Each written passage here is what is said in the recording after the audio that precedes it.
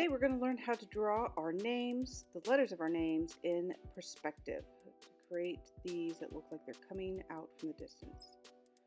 First thing we're going to do is we need to balance the letters of our name. So we need to make sure we have an equal amount of letters on both sides of our paper. So fold your paper in half first. Everybody do that now. Open it up. Take your ruler and draw a line with your ruler at the bottom of the page. Now, we're going to draw our letters about 3 inches tall, and we just drew a 1-inch line. So from the bottom of the page, measure 4 inches. From the bottom of the page, measure 4 inches and make a little dot. Go ahead and do that now. Make another little dot at 4 inches. Do that now. And then connect your ruler from dot to dot, because 2 dots make a line. 2 dots that connect make a line. We're going to make a nice straight line, and there. So we've got this 3-inch space for our letters. Now, I have 7 letters in my name, and that's an odd number. So I put the middle letter in the middle, right on the line. And then you want to work from the middle and go out. So then the S on one side and the O on the other side. And then I do the next letter on each side, and then do the last letter on each side. So see how I worked from the middle and worked my way out. Now these all need to be capital letters that go all the way from the top of the page, or the top of that line, to the bottom of the bottom line. Then you're going to take your ruler, and we're going to take these and make these block letters. So the lines we just drew, the letters we just drew, were guides. We're going to take our ruler and we're going to go around the letters, making parallel lines around the letters to create block letters. And where it touches the top, we want to make sure that that is like cut off, squared off at the top, that it doesn't come to a point. Make sure everything is nice and square. So there aren't going to be any curved lines. Anything that's a curved line is going to turn into a square line, because we are using our rulers to go around our letters. And then after we've gone all the way around our letter, we're going to erase the original letter line.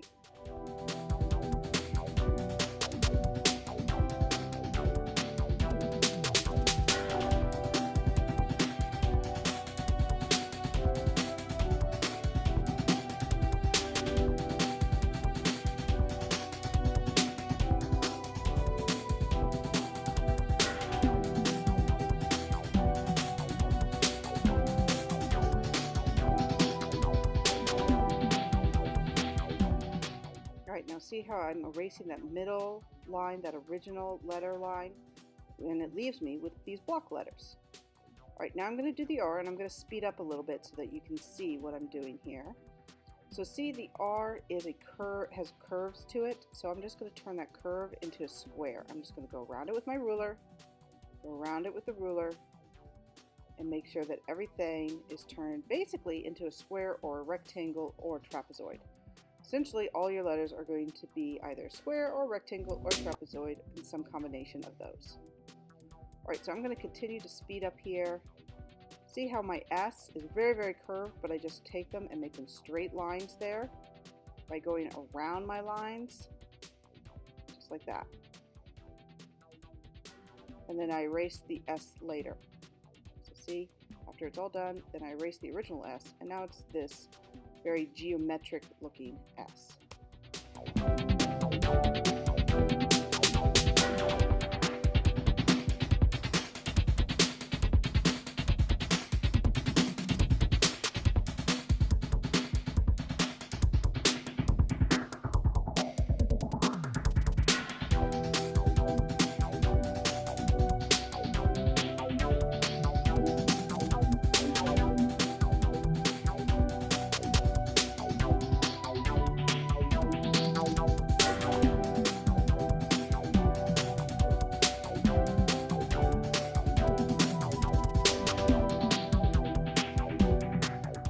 Alright, now that we have turned all of our letters into block letters, it is time to add the perspective lines, drawing in the perspective lines. find that fold again and make an X at the very top and then a dot right in the middle of that X. You're going to pivot from that dot to the top of each of your letters. So pivoting, I'm going to draw a line straight from the top of each part of my letter to that very little dot right there. And I always end on the dot and then a letter. And draw lightly, because if you make a mistake, then you can erase it. Each one of the tops of my letters is drawn to that dot. See how I'm pivoting my ruler from that one point? That is why they call it one-point perspective.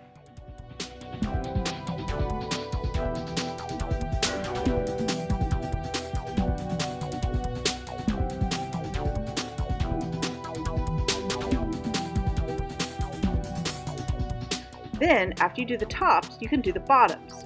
Now, you stop when you intersect another line. So if you intersect another line, you just don't draw it all the way across like that. Okay. Time to cut off the top so that they look like giant letters headed off into the distance. So see how I'm going to take 2 rulers lengths and then keep my ruler there and just erase.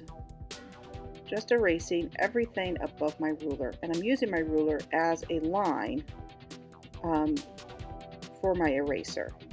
So just like you can draw a line with your ruler, you can also erase a line with your ruler. All right, then we have to cap off the end. So paying close attention to what you're doing, you want to make sure that you draw either a straight line, or if it diagonals down, you need to draw a diagonal line. So see how with that M, I needed to draw a diagonal line there.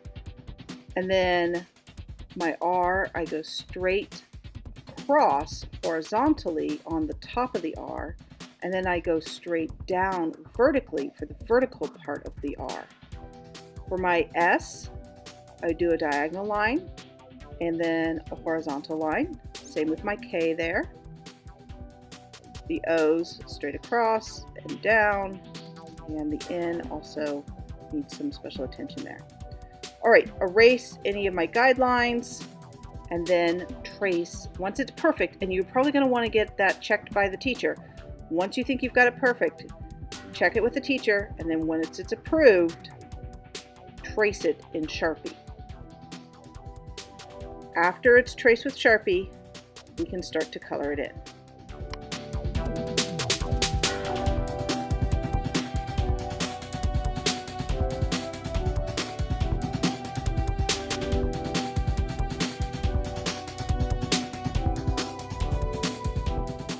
And now that I'm tracing, I am still using my ruler to trace, especially those perspective lines, so that they're nice straight lines.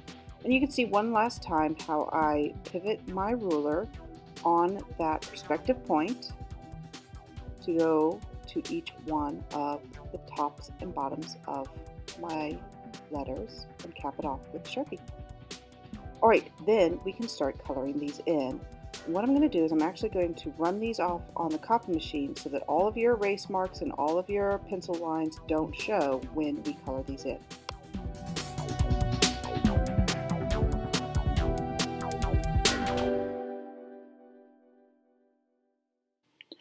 All right, so I've run it off on the copier. It's a nice clean copy. We're going to use 2 different mediums for this. We're going to start with markers. Now I'm going to do a theme of a rainbow in a rainy sky. You can choose any theme you want.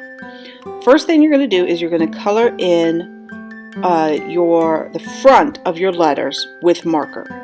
So all we're doing first is coloring in the front regular block letters with markers.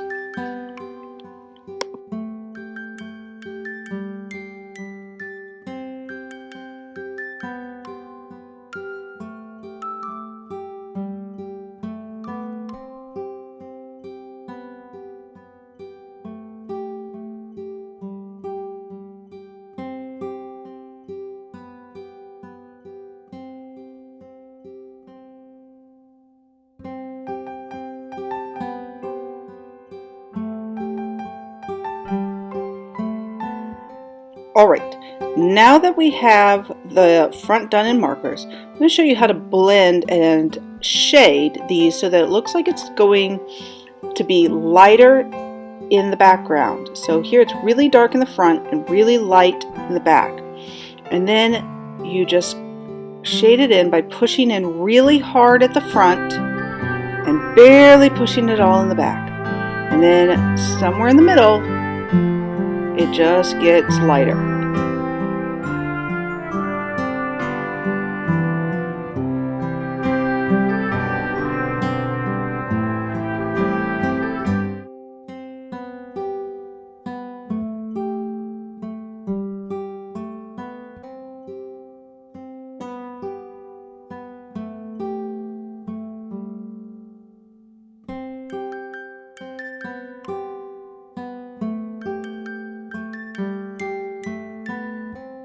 Now with my orange, I'm going to show you a trick to help you make it lighter in the back and darker in the front. See how I'm holding my pencil really up close, and then I move it back, and that makes me hold it lighter.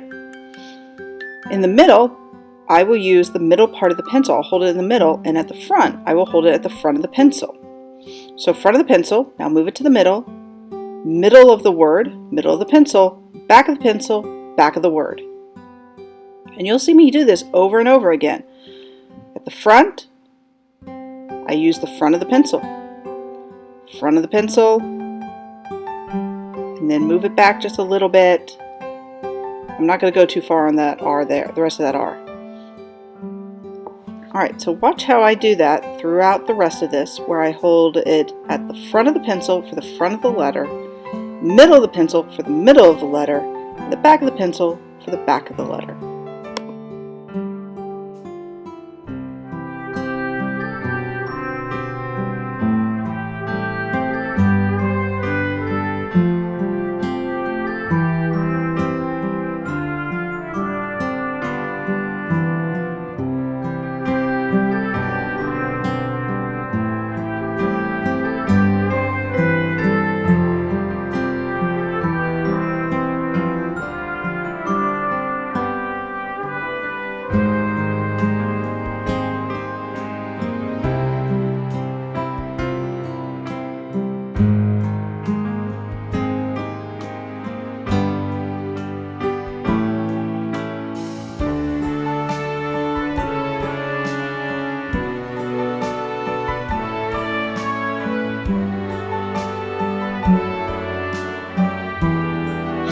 Alright, then whatever your theme is should also be depicted in your background. So mine is a rainbow theme, so I'm going to do a storm cloud in the sky with raindrops. So I'm putting my letters sitting on a cloud, and then I'll put the sky, and then I'll put some raindrops in for more clues about that. You should draw this in lightly enough that it doesn't overpower your words, but dark enough that you can still see it. When I push down hard, I make those lines, and then when I don't push down hard, I shade it in while still showing those lines. I want to have a nice light background, so see how I'm using the back of my pencil there, holding the back of my pencil to create a light background. And then when I add the raindrops, you'll see that I hold the front of the pencil to make some strong lines. So now I'm holding the front of the pencil to make those strong raindrop lines. Alright, and then that's it.